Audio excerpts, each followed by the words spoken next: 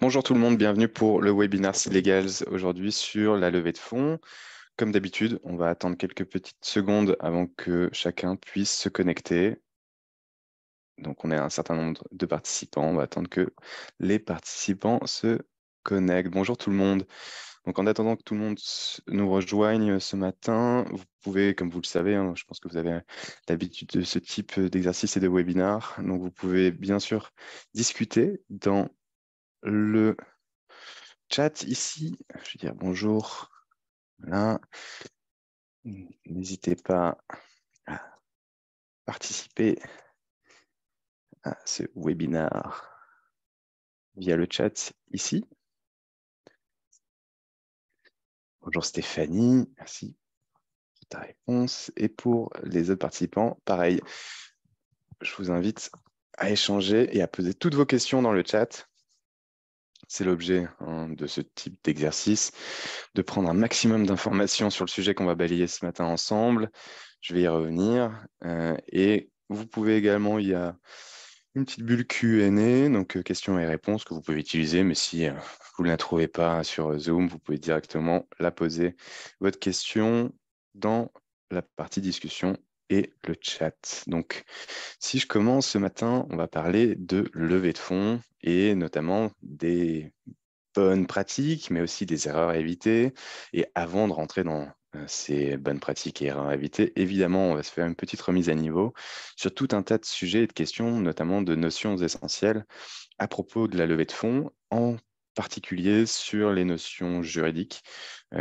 L'idée, c'est effectivement de vous donner un petit vernis sur ces aspects juridiques et comment faire, parce qu'il faut anticiper. Une des, un des aspects vraiment très importants dans cette levée de fonds, bien sûr, c'est d'abord de trouver des investisseurs, de savoir les convaincre, évidemment, mais ensuite de pouvoir enchaîner sur des aspects peut-être un peu plus techniques et d'être bien préparé pour ça, ce qui est souvent un bon signal pour ces investisseurs aussi, à qui vous allez montrer votre sérieux, votre rigueur et d'autant plus avec efficacité pouvoir closer cette levée de fonds. Voilà en quelques mots sur ce dont on va parler ce matin en termes. Et donc là, si je vous partage mon écran, j'ai une présentation qui est ici et je vous la partage tout de suite. Voilà, donc vous voyez mon écran. Donc ce matin, ce dont on va parler, c'est de comprendre la mécanique juridique d'une levée de fonds et de la préparer sereinement. Donc là-dessus, on va balayer d'abord les différents mécanismes de financement, les notions essentielles, les différences qui peuvent exister aussi entre le BSR et les levées de fonds. Et après, on finira sur plus des do and don'ts de manière assez pratique, euh, comme je viens de le dire ici. D'abord, si on commence sur ces aspects et ces questions, la levée de fonds par rapport au contexte. Donc, on sait aujourd'hui qu'il y a un contexte en 2021 qui était assez favorable pour les levées de fonds, avec des valorisations relativement élevées, avec beaucoup de concurrence aussi des investisseurs pour investir dans des projets, donc ce qui favorisait justement une certaine inflation dans les questions de levée de fonds. Il y a beaucoup de capitaux, beaucoup d'argent qui était prêt à être investi cette année-là. Donc, c'était une année assez faste. Et aujourd'hui, en 2022, on a le paradigme qui a quand même évolué grandement sur, on le sait, avec l'inflation qui a augmenté, du fait d'un contexte macroéconomique entre la guerre en Ukraine, l'approvisionnement aussi avec une production en Chine, avec un Covid donc zéro Covid, une politique zéro Covid qui a forcément impacté ces chaînes d'approvisionnement et autres. Donc tout ça a participé également au contexte qu'on connaît aujourd'hui. Mais sans vouloir me transformer en économiste que je ne suis pas, l'idée c'est ici de vous montrer à quel point on est passé d'un paradigme où lever des fonds, c'était pas non plus très très simple. C'est jamais très simple. C'est un exercice qui est toujours assez complexe à réaliser, d'où les questions qu'on va se poser aussi ce matin. Mais on va voir ici que en 2022, c'est d'autant plus difficile parce que les investisseurs sont quand même plus pas avertis, mais en tout cas plus réticents à donner des billets sur des bases de valorisation assez élevées, en tout cas plus regardants, plus arrêter sur certaines valorisations. Et là-dessus, sur la valorisation, on va voir comment on peut la fixer et quels sont les différents arguments, en tout cas les différents éléments qui ont un impact sur ces logiques de valorisation dans le contexte d'une levée de fonds. Et donc là, les deux images que je vous montre ici, que j'avais déjà partagées à l'occasion de différents webinars, c'est le langage VC 2021 et le langage VC 2022. Donc, comme vous pouvez voir, il y a un langage qui a changé, hein. On parlait souvent de multiples, notamment si on prend le dernier point de 100 fois l'ARR, donc l'ARR qui est le revenu annuel qu'on peut générer de manière récurrente quand on est avec un modèle économique qui permet d'avoir de la récurrence en termes de revenus, évidemment. Et on était dans une logique en termes de valorisation de comparable à des fois 100 ce revenu généré en termes de chiffre d'affaires, en tout cas de revenus récurrents. Ce qui est quand même assez hallucinant. Bon, c'est peut-être un peu stéréotypé ici, mais là, aujourd'hui, on est plus effectivement dans des multiples qui sont du x5 à x10, selon le taux de maturité et taux de croissance de la société. Mais vous voyez la différence qui est assez importante. Après, bon, vous avez les autres points qui sont assez éclairants, assez marrant. Je vous laisse les lire. L'idée, c'est pas de les passer en revue tous. Mais il y a l'autre aussi image qui était celle de Y Combinator. Donc, l'incubateur, célèbre incubateur américain, qui a notamment créé le Simple Agreement for Future Equity, donc qui est l'équivalent du BSR ici en France, qui avait envoyé à son portefeuille de start-up ces différents points sur, attention, il faut augmenter votre runway. Donc, qu'est-ce que le runway? Le runway, c'est la durée de vie en termes de trésorerie que vous avez quand vous avez une société qui ne gagne pas encore d'argent, en tout cas qui n'est pas encore rentable plutôt. Et donc, ce qui permet de savoir, en fonction de l'argent qu'on a en banque, combien de temps il nous reste. Et vous voyez ici, il faudrait essayer d'avoir au moins 24 mois de durée de vie d'un point de vue trésorerie pour être relativement serein sur le développement de son activité. Voilà, un exemple parmi d'autres, mais ce qui montre le contexte effectivement aujourd'hui qui a changé.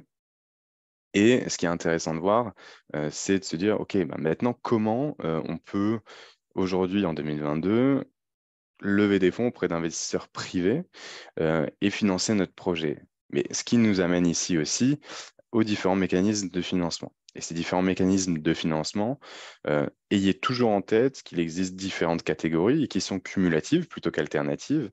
Et il faut jouer quand vous lancez votre projet, que vous lanciez votre projet là aujourd'hui, que vous ayez un besoin de financement initial assez peu élevé et que déjà vous, en moyenne, ce qu'on observe sur le site légal, c'est qu'en tant qu'entrepreneur et donc l'équipe fondatrice, vous mettez en général en moyenne 30 000 euros à peu près, entre 30 et 40 000 euros par fondateur, si possible, mais c'est aux alentours de ces montants, et ça, c'est ce qu'on appelle les fonds propres.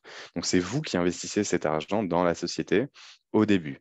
En France, en plus, quand vous mettez cet argent en fonds propres, vous avez souvent la possibilité de pouvoir bénéficier de la bourse French Tech. Et la bourse French Tech, vous le savez, elle peut être à hauteur de 30 000 euros, selon, sous réserve que vous ayez aussi 15 000 euros de fonds propres. Donc, si vous avez mis 15 000 euros de fonds propres, vous pouvez ensuite, sous réserve des autres conditions, éventuellement être éligible à la bourse French Tech à hauteur de 30 000 euros. Donc déjà, ça forme le socle de vos premiers financements potentiels.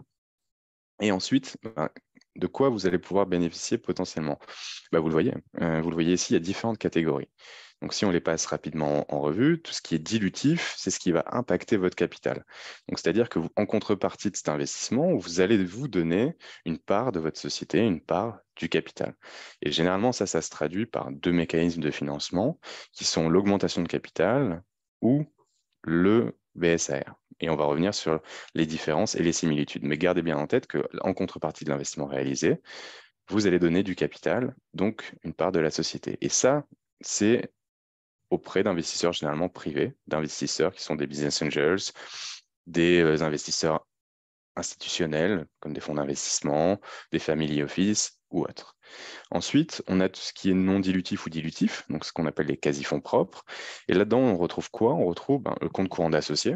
Donc ça, c'est vous, par exemple, dans l'argent dont je parlais que vous allez mettre dans la société, soit vous le mettez en capital en dur, soit vous le mettez aussi en compte courant d'associé. Et donc là, en fait, c'est vous qui prêtez de l'argent à la société et en contrepartie de quoi la société devra vous rembourser avec un intérêt qui est relativement faible, mais qui est un intérêt légal aussi obligatoire pour ces comptes courants d'associés et qui a vocation du coup à vous être remboursé à terme.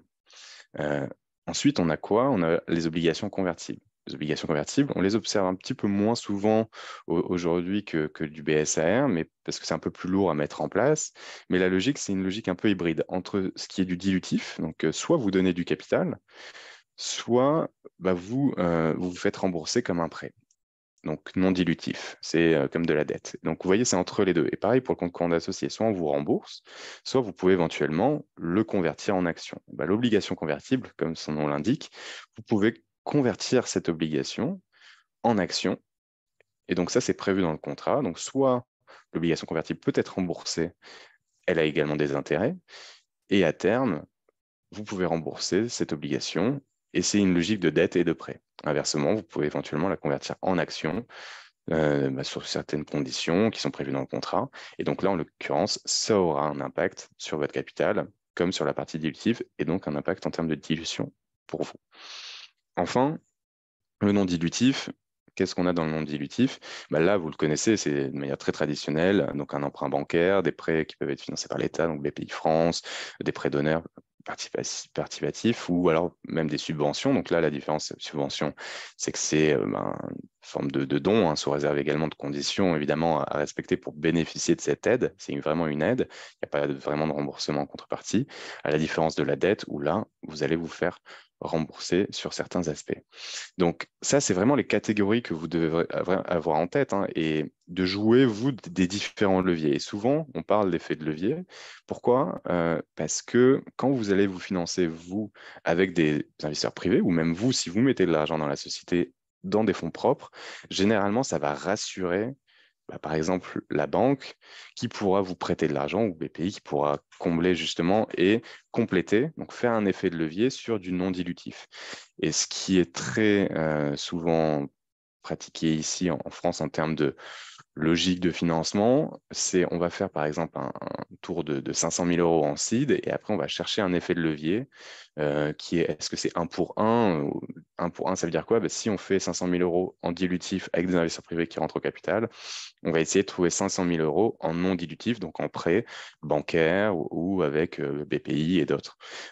Un pour un, peut-être pas forcément tout le temps, c'est possible, mais au moins de faire cet effet de levier parce que vous allez avoir un besoin de financement qui est un peu plus important que juste les 500 000 euros investis par les investisseurs privés. Et ça, en fait, ça doit faire partie de la détermination de votre besoin de financement. Donc, votre besoin de financement, il doit être basé sur votre projet, il doit être basé sur vos besoins, évidemment, de développement, donc qui sont recrutés sur la partie commerciale, etc. Et donc là-dessus, c'est important de se faire challenger et d'y réfléchir. Et ensuite, de ventiler, de vous dire, OK, moi, je peux aller chercher potentiellement avec des investisseurs privés X, et derrière, j'essaierai d'aller chercher Y en non dilutif avec de la dette et ce fameux effet de levier. Donc, c'est hyper important que vous ayez ça en tête et que ce soit assez clair, en tout cas dans la préparation de votre levée de fonds, euh, bah, de pouvoir penser comment aller chercher ces financements via ces différents mécanismes dont on vient de parler un instant. Et nous, chez Seed Legal, pour faire une petite parenthèse, pour vous présenter la solution, on est une plateforme donc SaaS qui va vous permettre de pouvoir générer tous vos documents juridiques, également de préparer votre roadshow avec une page pitch sur laquelle vous pouvez mettre votre pitch deck, les différentes informations, partager cette page aux investisseurs et ensuite, c'est le travail de conviction dont vous allez faire preuve, de les convaincre et nous, de notre côté, on va vous permettre de pouvoir gérer votre table de capitalisation, générer les contrats, donc que ce soit des contrats de BSAR, que ce soit des contrats liés à l'augmentation capitale, l'aide d'intention, pacte d'associés, tout ça avec notre accompagnement d'équipes d'experts ou d'avocats partenaires. Et donc là, on va vous accompagner sur la réalisation de votre opération avec la logique de dilution. On ne vous aide pas, nous, sur la partie non dilutive, on va vous aider sur cette partie investisseur privé, comment lever des fonds avec ces investisseurs. Et généralement, comment ça se passe? Ici, vous le voyez, on a le scénario assez classique qu'on peut observer dans le cadre d'un lancement d'un projet avec sa phase de développement, sa phase de développement produit opérationnel, la recherche potentiellement avec un modèle économique qui permet de pouvoir atteindre la rentabilité à terme et une logique d'expansion par la suite. Donc c'est un peu caricatural, mais ce qui permet au moins d'avoir en tête ici quand est-ce que vous allez vous poser la question de la levée de fonds. ou de manière même générale de votre financement du projet. Donc au tout début, comme on se l'est dit, vous avez un besoin peut-être d'initier avec des montants qui peuvent varier selon le modèle économique qui est le vôtre, selon comment votre modèle va impliquer des financements. Est-ce que c'est, par exemple, construire du hardware, ce qui est très compliqué, évidemment, mais ce qui implique aussi beaucoup de capitaux dès le départ pour de la logique de recherche et développement, etc. Inversement, est-ce que c'est beaucoup plus léger en termes de besoins en capital au départ? On veut faire, je sais pas, un modèle de e-commerce, mais qu'on va transformer ensuite ensuite, je sais pas, à destination de différentes cibles, et ce qui va permettre de pouvoir commencer avec d'abord un prototype très simple, un site, vitrine, et de pouvoir développer derrière des choses qui sont pas scalables et tout faire à la main, mais avec juste une vitrine qui fait comme si on le faisait de manière automatisée, et petit à petit de construire une logique produit un peu plus importante. Et là, on voit que c'est peut-être un peu moins gourmand en capitaux, en tout cas au départ. Et donc ici, on va passer du concept à l'attraction, après au développement et à la croissance. Et donc à chaque fois, votre modèle va évoluer et vous allez avoir la question qui va se poser, OK, mais j'ai besoin de financement. Mais déjà, toujours challenger cette question de besoin de financement avec la logique qui est celle de est-ce que j'arrive à générer des revenus? Est-ce que je peux générer tout de suite des revenus? Parce qu'évidemment, les investisseurs, pour les convaincre, c'est toujours bien de pouvoir générer des revenus. Et donc là-dessus, ce qui va vous aider également à préparer donc votre roadshow, ce qui va vous aider à vous mettre en place sur, OK, je vais avoir besoin de tant de fonds. Donc déjà, il y a l'étude du besoin de financement. Donc, comme je viens de le dire à l'instant, avec, OK, de combien j'ai besoin pour développer mon projet, en tout cas pour partir de ce point A et arriver à ce point B. Et là, vous avez besoin de quoi comme document? Typiquement, les premiers points à avoir en tête, c'est un, il faut que vous ayez, vous, donc un pitch deck. Donc, en l'occurrence, comment vous allez présenter votre projet en quelques slides. Généralement, c'est une dizaine à une quinzaine de slides dans lesquels vous présentez problème, solution. On va y revenir sur les différents éléments à avoir en tête. Évidemment aussi un modèle économique qui vaut ce qu'il vaut au début, parce que c'est toujours des projections, surtout si vous n'avez pas encore réalisé de revenus, donc vous êtes pré-revenu. Aussi un prévisionnel, hein, donc pareil, ça va de pair avec ce business plan. Et tout ça, ça va vous aider à structurer un petit peu votre pensée. Et nous, sur Cédégals, on a la page pitch, justement, qui vous aide à mettre tout ça en place. Et ensuite, de pouvoir partager ces éléments aux investisseurs et cibler des investisseurs pour les convaincre d'investir dans votre projet. Et en disant, bien sûr, avec une des dernières slides, généralement dans le pitch deck, qu'il faut toujours retrouver, c'est le fameux call to action. Et donc, c'est en gros, OK, j'ai besoin de vous, investisseurs, de toi, investisseur, parce que je cherche, mettons, 500 000 euros qui va me servir à recruter, qui va me servir à développer le produit, qui va me servir à telle ou telle chose, à telle potentielle valorisation. Ça dépend selon la mécanique de financement que vous allez choisir d'un point de vue juridique. On va y revenir, d'où l'importance d'avoir ça en tête et de l'anticiper au maximum. Généralement, c'est un point, effectivement, qu'on ne voit pas assez souvent et qu'il est central d'avoir pour optimiser, vous, votre roadshow. Évidemment, il y a la question de cibler les investisseurs. Donc là-dessus, comment les cibler, les investisseurs? Aujourd'hui, on a la chance d'avoir LinkedIn. Donc, quand vous pouvez cibler des investisseurs, LinkedIn, c'est votre ami. Vraiment, typiquement, c'est de pouvoir aller sur LinkedIn, vous faire un minimum, une liste de plus de 100 personnes que vous pouvez cibler. Et comment les trouver, ces personnes? Tout simplement, selon l'activité qui est la vôtre, d'aller chercher voilà, des personnes avec par exemple des postes, que ce soit des PDG, que ce soit des dirigeants, que ce soit des cadres supérieurs ou autres, où vous dites qu'ils ont peut-être un peu d'argent à investir dans un projet qui est dans le secteur et dans leur industrie et qui pourrait les intéresser parce que forcément, c'est quelque chose qui va leur parler.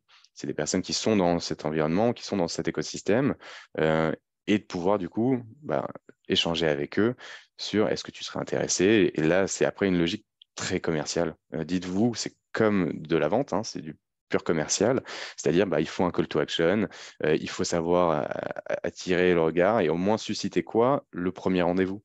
De la même façon, il faut même, avant de susciter le premier rendez-vous, c'est de se dire, OK, est-ce qu'il va pouvoir me répondre et avoir envie d'échanger avec moi sur ce projet. Donc là, c'est toute cette partie de comment travailler votre email que vous pouvez envoyer ou votre message LinkedIn que vous pouvez envoyer.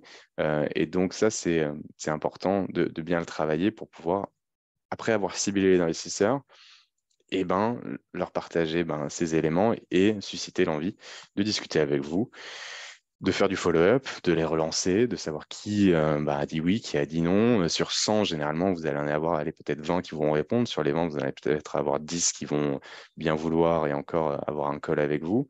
Et sur les 10, vous allez peut-être avoir un ou deux qui va investir, etc., etc. Et on voit là, c'est un peu comme le funnel ici des investisseurs. Alors, s'il y a quelques petites questions peut-être, c'est quoi ce que tu appelles DR dans les livrables? Donc là, c'est tout ce qui est document, soit sur la partie due diligence, donc on est sur différents documents, mais les principaux à avoir en tête, après, il y a la partie juridique dont on va parler, mais c'est voilà, tout ce qui est donc un pitch deck, deux prévisionnels, business plan. Ça, c'est les principaux documents dont vous avez besoin pour en tout cas entamer euh, votre roadshow et tout ce qui est DR, tout à fait honnête, je ne sais pas vraiment quel est cet acronyme-là, mais n'y prêtez pas attention, c'est pas important. Là, le principal, c'est d'avoir le pitch deck, la vidéo et présenter, ce qui va vous permettre, vous, en gros, décrocher ce premier rendez-vous. Et déjà, décrocher ce premier rendez-vous avec les investisseurs, ça va vous permettre par la suite de pouvoir échanger avec eux et de les convaincre et de voir aussi quelles sont les questions qu'ils ont, parce qu'ils ont peut-être des questions, des remarques pertinentes sur la base de votre support. Et donc là, vous allez faire votre roadshow et vous voyez après comment ça va se décliner sur ici la manière dont vous allez préparer à la fois le roadshow et ensuite gérer la partie documentation contractuelle parce que ça ne s'arrête pas là, hein. Ça ne s'arrête pas juste au roadshow et vous le savez probablement. Et comment anticiper ça? C'est de vous dire le roadshow, il peut durer, c'est ce qui dure assez longtemps, mais ça peut durer allez, entre 1 à 3 mois, par exemple. Un mois, honnêtement, c'est très court et on est plus sur 3 mois qu'un mois, hein. Mais une fois que vous avez ça, derrière, il vous posez peut-être d'autres questions. Est-ce qu'il y a une due diligence? Donc, tout ce qui est pré-seed ou seed, la due diligence, elle est relativement pré-seed, elle est quasi inexistante de toute façon. La due diligence, c'est quoi? C'est en gros, ils vont se renseigner sur la base de l'historique de votre société. Donc, plus la société est jeune, donc en pré-seed, elle vient de se lancer, elle a 6 mois.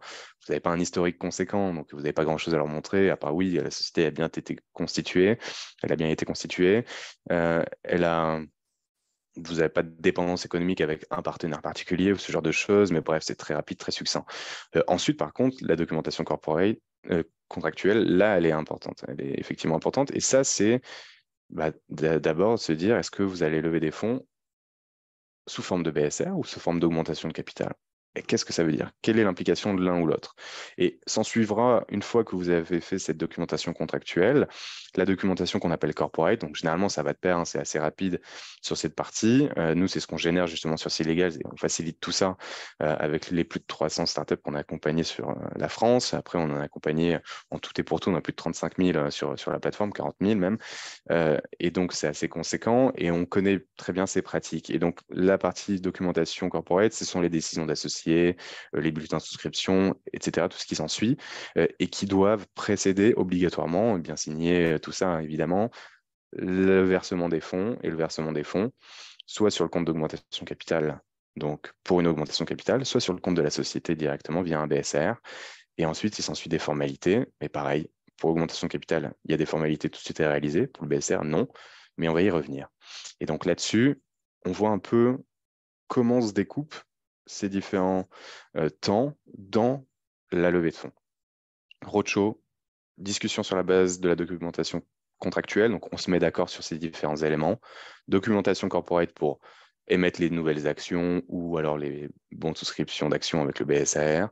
Et ensuite, de pouvoir closer tout ça, donc de pouvoir avoir le versement des fonds et réaliser éventuellement les formalités selon la mécanique de financement choisie. Et donc, l'autre point qui est aussi important à avoir en tête, c'est ces différents éléments que vous allez devoir balayer dans votre pitch deck. Et donc là-dessus, je le passe très rapidement pour se concentrer un peu plus sur la partie contractuelle et des documents et les mécaniques juridiques de levée de fonds. Mais évidemment, c'est quel est votre facteur de différenciation? Donc là, ici, qu'on appelle le disruption factor, la partie équipe, elle est centrale, surtout quand vous êtes à un début du projet où vous êtes plus sur une base de vous, votre capacité en tant qu'équipe fondatrice et des personnes qui la composent à exécuter l'idée que vous avez et la vision. Et donc, on est sur des aspects plutôt donc irrationnels, en tout cas plutôt qualitatifs que quantitatifs et rationnels. Ensuite, on est sur une partie pareil, produit. Est-ce que c'est complexe le produit? Est-ce que vous avez la capacité, donc liée avec la partie équipe et people, à le développer ce produit? Est-ce qu'il y a des barrières à l'entrée ou autre? Ce qui est lié aussi au risque du marché. Est-ce que vous, votre stratégie d'adresser ce marché-là est bien faite, est bien pensée? Par rapport à ce qui précède? Est-ce que vous avez un modèle économique qui est suffisamment pertinent, en tout cas au début, quand bien même il va pouvoir évoluer, et il va très certainement évoluer, surtout au début, hein, dans la recherche un petit peu de comment adresser ce modèle, etc. Les unités économiques, ça, si vous en avez, c'est toujours mieux pour convaincre des investisseurs. Si vous allez arriver à réaliser des revenus, forcément, ou au moins de réaliser, je sais pas, un certain nombre de personnes qui sont inscrites sur votre site et qui l'utilisent pour X ou Y raison, quand bien même vous avez une logique de freemium, etc., d'avoir après une logique financière assez cohérente et notamment plausible. Là-dessus, par exemple, c'est en lien avec votre besoin de financement. Sur le besoin de financement, il faut évidemment euh, bah, que ce soit rationnel et que ce soit assez logique par rapport à votre stade de maturité.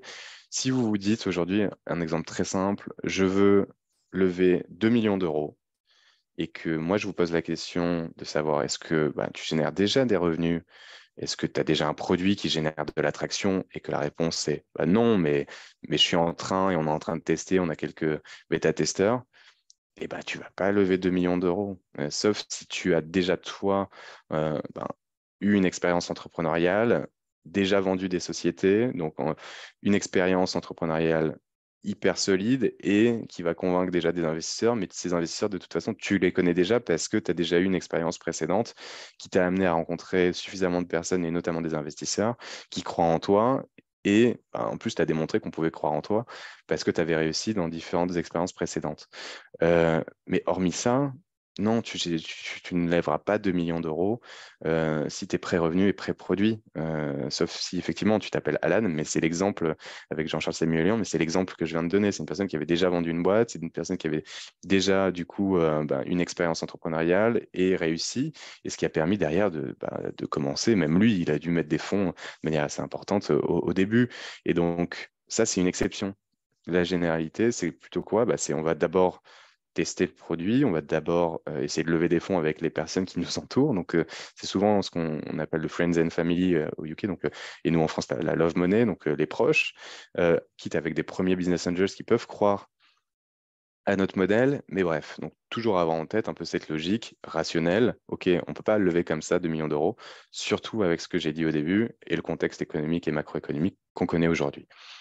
Enfin, les deux derniers points, c'est quoi? C'est balancer et équilibrer plutôt les termes du deal. Et donc là, c'est sur la logique contractuelle et que ce soit clair aussi sur qu'est-ce qui pourra euh, avoir comme retour sur investissement, ce financement pour les investisseurs et notamment est-ce que c'est une revente de la société, est-ce que c'est une pérennité de l'activité que vous voulez sur du long terme et potentiellement ils pourront revendre pour X ou Y raison et dans telle ou telle condition, mais au moins de l'anticiper, même si au tout début, on n'y est pas.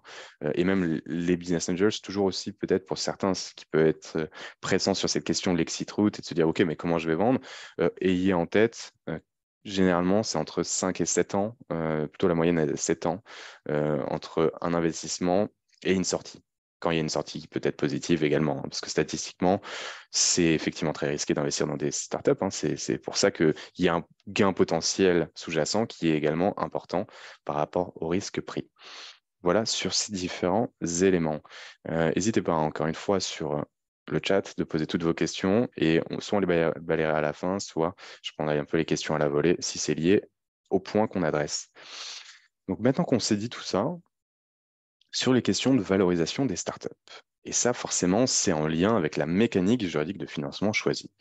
Pourquoi? Parce que la logique traditionnelle et assez classique de lever des fonds, c'est souvent par augmentation de capital. Donc juridiquement, ça se traduit, c'est ce qu'on appelle le lever des fonds en equity round ou en price round, c'est-à-dire qu'on va fixer un prix à l'action et donc on va fixer une valorisation de la société qui va nous permettre de pouvoir donner en contrepartie de l'investissement des actions qui ont un prix fixé.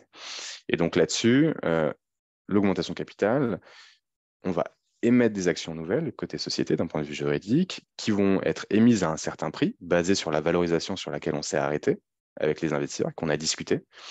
Et en contrepartie de ça, les investisseurs vont acheter ces actions, donc investir dans la société, et en contrepartie avoir ces actions, ce qui aura un impact en termes de dilution, comme on se l'a dit tout à l'heure. Forcément, la question qui se pose aussi, c'est comment je fixe cette valorisation? Sur la base de quels critères? Forcément ici, ayez ça en tête, notamment sur ces différents aspects qui impactent votre valorisation, mais principalement, vous savez aussi de manière assez générique, la maturité de votre business. Et la maturité de votre business, également, c'est lié à vos unités économiques qui sont vos revenus, votre traction. Et dans la traction, il y a quoi? Pareil, hein, c'est les questions de revenus, c'est les questions de nombre d'utilisateurs, c'est les questions de nombre de clients, si ce sont des clients, etc. Ou du volume général réalisé sur la plateforme au travers de votre marketplace. Parce que si c'est une logique de marketplace, vous prenez généralement une commission basé sur le volume des transactions réalisées au travers de votre plateforme et de votre marketplace. Enfin bref, tout dépend de votre modèle économique, mais généralement, on s'arrête et on se rejoint sur l'idée, OK, on est à une étape de concept, de prototype, de lancement de traction ou de revenus, et en fonction, forcément, la valorisation, elle a vocation à être plus élevée, plus on est mature et plus on a de traction, plus on a généré de valeur. Donc là-dessus, sur la partie concept, mettons, OK, mais comment on va fixer une valorisation alors qu'on est à un stade où on a généré peut-être un peu de revenus, mais c'est tout à fait relatif par rapport au potentiel de notre modèle économique et de notre projet. Et on veut faire entrer des investisseurs. Et donc là, c'est à corréler avec quoi? On peut avoir une logique de comparable, c'est intéressant, c'est de se dire, est-ce qu'il y a un concurrent, effectivement, dans ce même secteur qui a levé des fonds au préalable? Si on se dit qu'on est les seuls et qu'on n'a pas de concurrents, alors sachez une chose, c'est que c'est faux. Vous allez toujours avoir des concurrents, donc ne croyez pas que vous n'avez pas de concurrents. C'est faux, complètement faux. Donc là-dessus, il faut être assez humble et se dire, OK, non, il y a peut-être des substitutions potentielles, donc des concurrents qui sont peut-être pas directs, et c'est là où vous avez un facteur de différenciation, et tant mieux, mais sachez toujours que vous y avez de la concurrence. Bref, une fois qu'on a dit ça, effectivement, vous pouvez utiliser donc ces comparaisons. S'il y a des acteurs qui ont déjà levé des fonds et si vous arrivez à trouver des informations, notamment sur Paper, sur d'autres Crunchbase, sur PitchBook ou d'autres. Et donc là, vous essayez de trouver ces informations là-dessus. Mais sinon, comment vous faites pour fixer cette valorisation? Et bien là, en fait, c'est souvent corrélé, effectivement. Là, on est sur une partie un peu standard, valorisation, c'est combien? Nous, c'est ce qu'on observe en pratique, hein, et encore, là-dessus, ça dépend de votre modèle économique, etc. Et de combien vous réalisez en revenus ou en termes d'unité, encore une fois, économique, hein, là je me répète, mais bref, donc là, c'est des ordres de grandeur qu'on vous donne ici sur l'attraction, sur par exemple le concept 300 à 500, 700 000 euros. Mais ce qui est important d'avoir également en tête pour pouvoir fixer de votre valorisation, c'est quoi? C'est vous allez décider de donner une part du capital en contrepartie de cet investissement. Et de toute façon, mécaniquement, ça va vous donner une valorisation par une règle de 3, toute simple. Et ça, je me répète très souvent dans mes webinaires sur ce point, parce que je trouve que c'est une manière très simple de pouvoir désacraliser, ou en tout cas démystifier la logique de valorisation de votre projet. Mais bien sûr pondérer avec des logiques de pratique de marché. Et c'est là où on va en venir, parce que nous, sur la plateforme, évidemment, chez Seedlegage, on observe des centaines et des centaines de deals. Et donc, on a ces données-là, et ce qui vous permet de savoir où fixer ce curseur. Si vous faites une levée de fonds, mettons, avec des business angels, et que vous ne voulez pas donner plus de 10% de votre capital parce que vous savez que demain, dans votre logique et stratégie de développement, vous allez devoir lever des fonds avec un seed, avec une série A et potentiellement une série B pour adresser. Vous avez une logique d'hypercroissance. Mettons, ça c'est notre exemple. Et donc là-dessus, vous vous dites, OK, j'ai besoin de 500 000 euros, mais je ne veux pas donner plus de 10% du capital. Et donc, combien serait valorisée la société si ben, moi, je suis l'investisseur, j'ai investi 500 000 euros dans votre société et en contrepartie, vous me donnez 10% du capital. Alors là, je vous pose la question, vous avez 10 secondes pour y répondre. Quelle est la valorisation de votre société? Alors,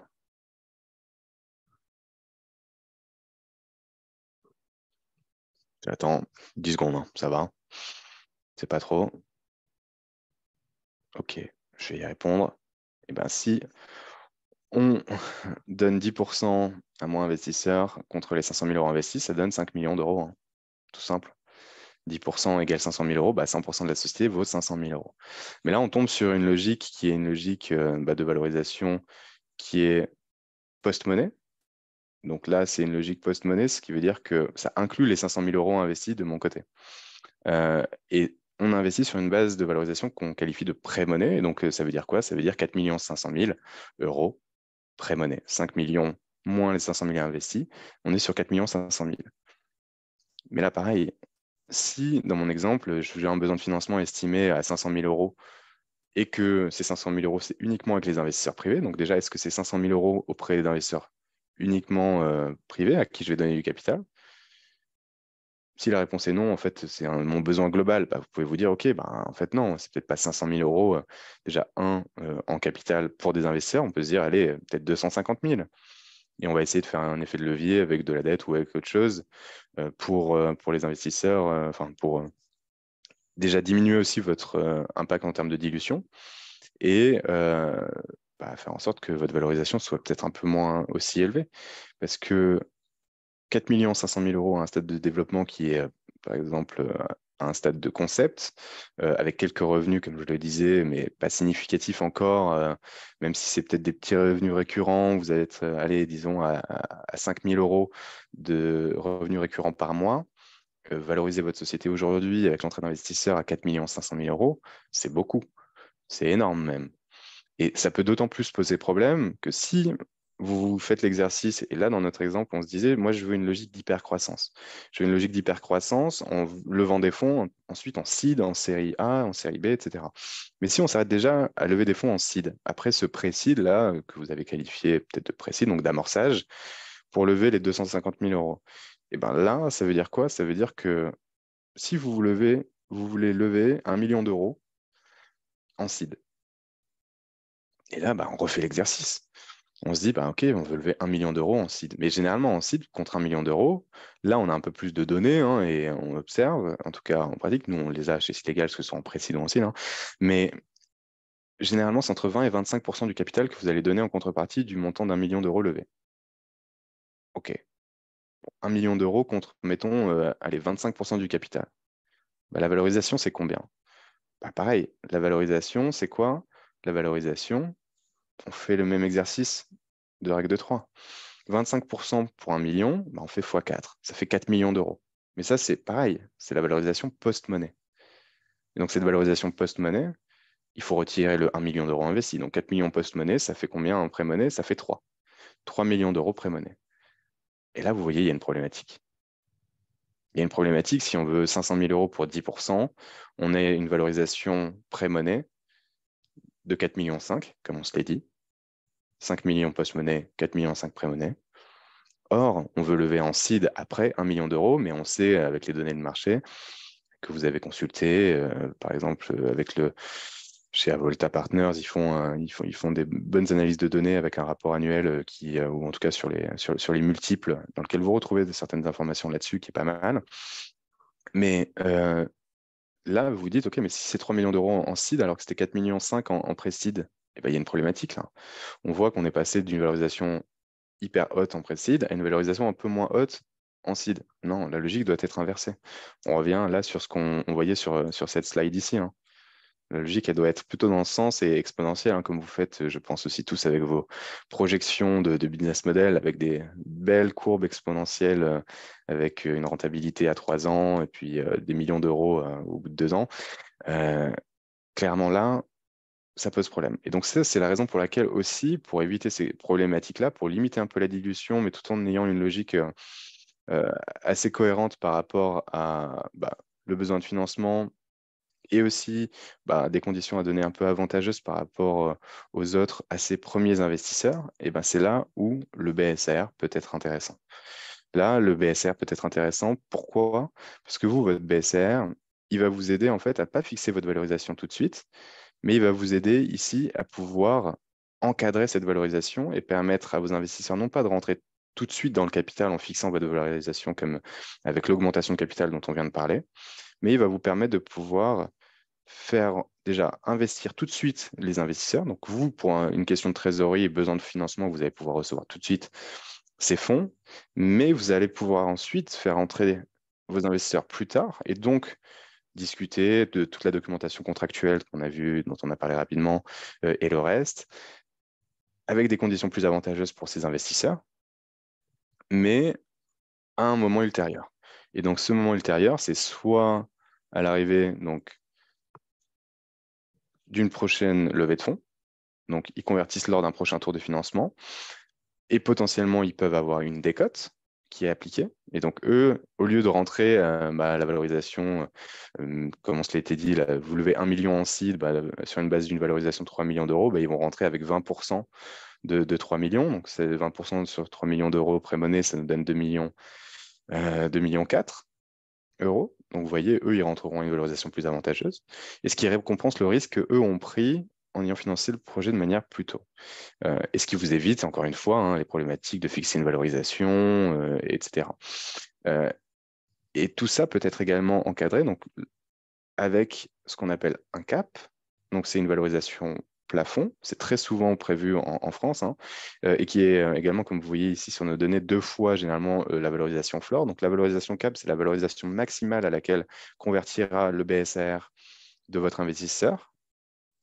Et donc, ça permet de le rassurer et c'est à son avantage pour éviter si vous avez une valorisation qui s'envole parce que vous avez pu convaincre des investisseurs d'investir à une valorisation assez haute et avec un montant peut-être investi un peu plus élevé que ce qui était initialement prévu ou avoir, eux sont assurés de pouvoir bénéficier d'un avantage là-dessus.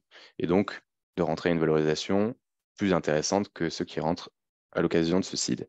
Inversement, le floor, lui, ça a vocation à vous protéger, vous, en tant que fondateur, pour éviter qu'il y ait une trop forte dilution de votre côté, que vous donniez trop de part du capital à ces investisseurs de BSR, si et dans le cas où vous levez une valorisation très basse et à la casse. Et en fait, c'est une situation qui est vraiment très défavorable au floor. Donc, généralement, elle est assez basse, cette valorisation.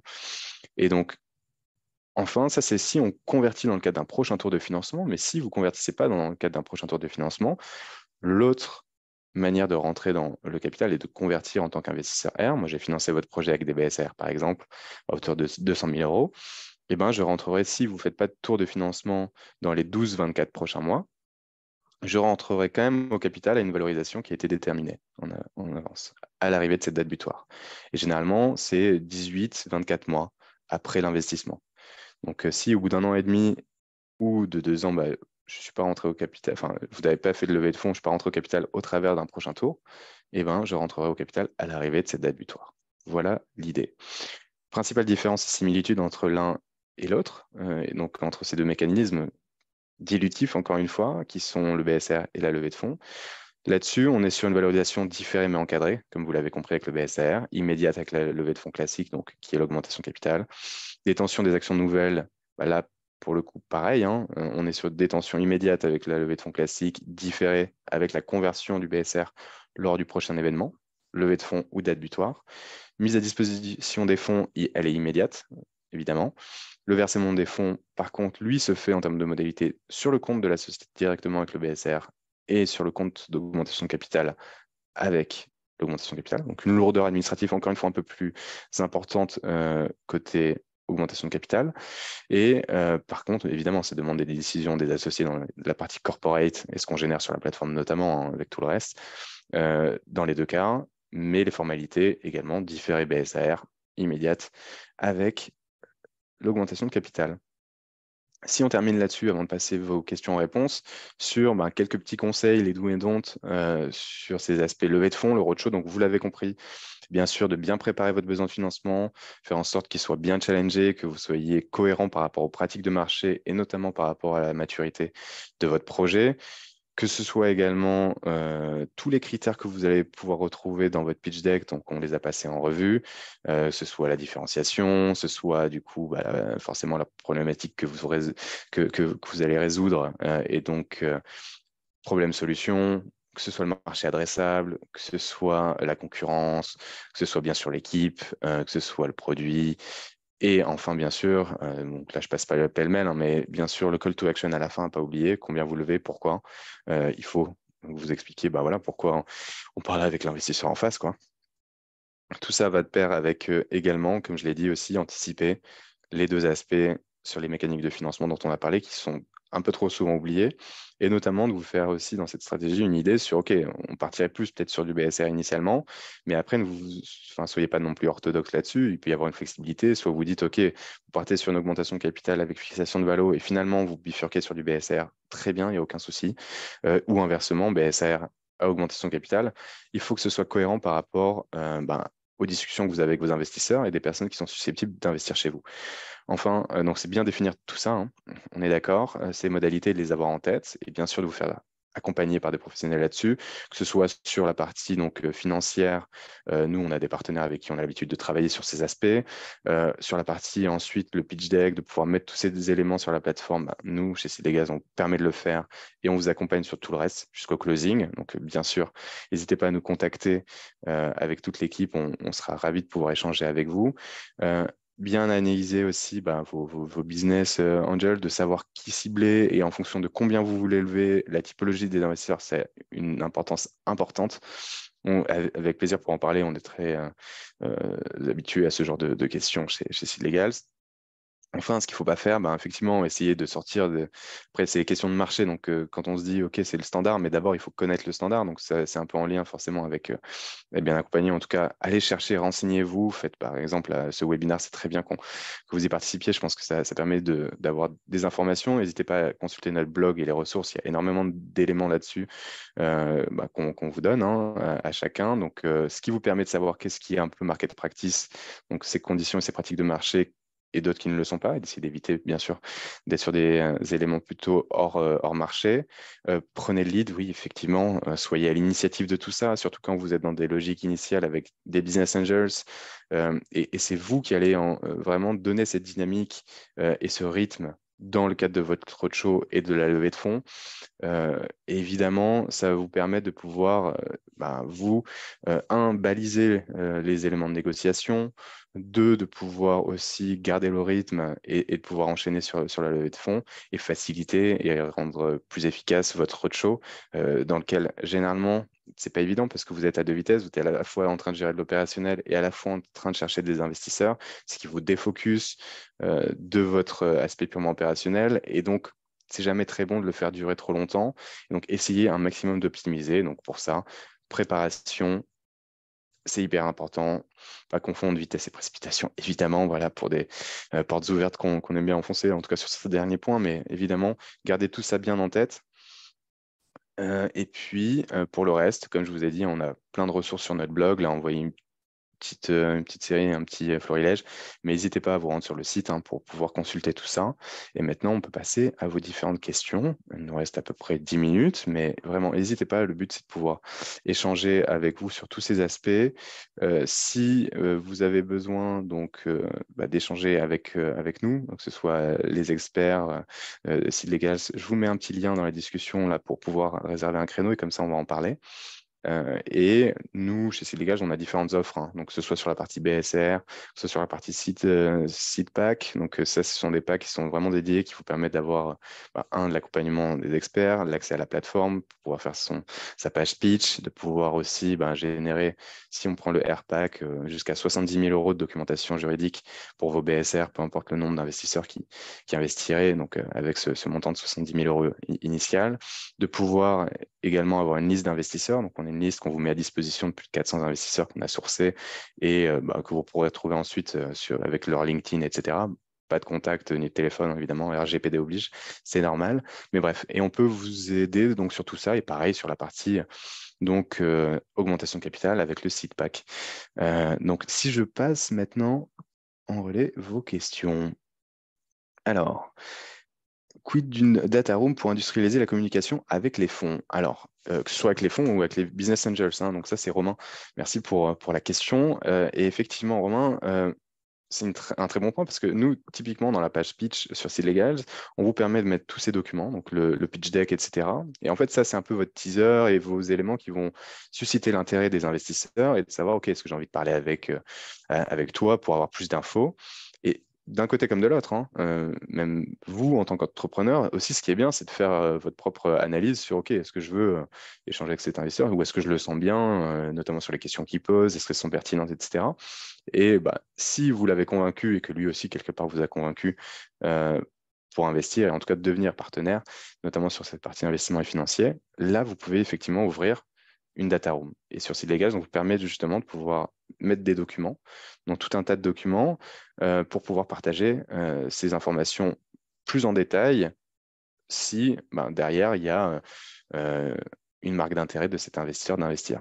Que ce soit un fonds, que ce soit des business angels, hein, après, ça dépend et on revient sur la maturité et ben, la pertinence des due diligence. Bon, c'est toujours pertinent d'en faire, hein, évidemment, côté investisseur notamment. Mais ensuite, bah, compte tenu de la maturité du projet, bon, elle est plus ou moins approfondie, évidemment. Donc, j'espère que ça répond à ta question, Romain. Donc oui, pour Data Room, notamment en plus avec des fonds en fonction de la maturité de la société, et on le permet de le faire sur la plateforme. Ensuite, une autre question. Donc, est-ce que le fait d'avoir des actions détenues par sa holding personnelle pose problème pour lever des fonds auprès d'investisseurs en BSR ou en equity round? Pas du tout. Pas du tout, pas du tout. Que vous déteniez en propre, donc c'est-à-dire en tant que personne physique, par exemple moi, Florent Artaud, qui détient ces actions directement, comme toi, Romain, qui pose la question, euh, ou alors que c'est au travers de ta holding personnelle, non, ça pose pas de problème du tout. Après, se pose la question de est-ce que cette holding personnelle est bien détenue par toi à 100% ou est-ce qu'elle est détenue peut-être à moitié-moitié? Peut-être là, ça peut soulever une petite question, mais généralement, si c'est toi qui détiens 100% de cette holding personnelle, aucun problème. On le voit d'ailleurs sur site légal, hein. Donc que ce soit des personnes qui détiennent en direct en personne physique ou via une personne morale avec sa holding personnelle. Aucun souci là-dessus. Non, les investisseurs ne sont pas du tout frileux sur ces questions parce que ça ne les impacte pas du tout cet aspect. C'est plus une question qui vous concerne vous en tant qu'entrepreneur sur votre gestion patrimoniale de ces actions. Voilà. Bref. Donc là-dessus, non, aucun souci. Vous ne prenez pas la tête sur cet aspect. Prenez-vous plus la tête sur votre pitch deck, comment convaincre les investisseurs et tout ce qu'on s'est dit lors de ce webinar. On peut repousser la rentrée. Alors, Damien, on peut repousser la rentrée des investisseurs, c'est-à-dire la rentrée des investisseurs, la rentrée scolaire, je ne suis pas sûr de bien saisir ta question. Ah ouais, peut-on repousser l'entrée de l'investisseur à la date de la fin du BSR? Plus clair, effectivement, dit comme ça. Donc, à la date de l'investisseur, à la date de fin du BSR. Eh bien, ça, c'est la question, effectivement. Si vous ne faites pas de levée de fonds entre-temps, et effectivement, vous pouvez mettre une des conditions, et c'est un des paramètres, bien sûr, que vous choisissez sur la plateforme, c'est-à-dire que si vous faites une levée de fonds après que moi, j'ai investi dans votre société en BSR, je mets, par exemple, allez, 10 000 euros. Si vous faites une levée de fonds ensuite de 20 000 euros en augmentation de capital, bah, vous n'avez peut-être pas envie que ça déclenche la conversion, moi, de mon BSR de 10 000 euros. Et donc, c'est là où vous mettez un seuil, qui est un seuil d'augmentation de capital, qui va déclencher la rentrée et donc la conversion des BSR.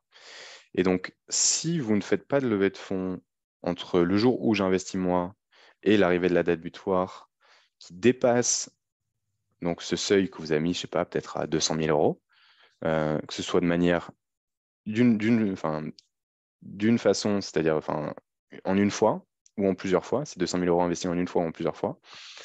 Si vous n'atteignez pas ce seuil, eh ben, je ne rentre pas au capital et je rentrerai uniquement à la date butoir. Mais tout ça est paramétrable, donc c'est possible de le faire clairement sur la plateforme ou même contractuellement dans votre BSR pour prévoir que vos investisseurs rentreront à la date butoir, donc à l'arrivée de la fin du BSR, clairement.